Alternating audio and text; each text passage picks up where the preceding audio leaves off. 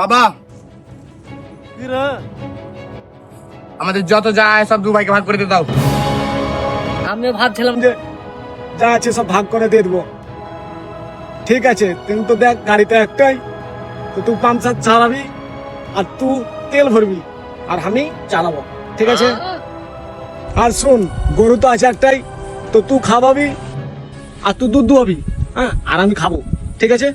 আর হ্যাঁ, জমি জায়গা যেগুলো আছে তুই ফসল লাগাবি আর তুই বেঁচে আসবি, হ্যাঁ, আর আমি ওগুলা বসে বসে খাবো। ঠিক আছে? ঠিক আছে আচ্ছা বাবা, আমাদের এটা শোনা বেকার। তুই 20 লে আসবি, আমি গুলবো আর তুমি খাবা।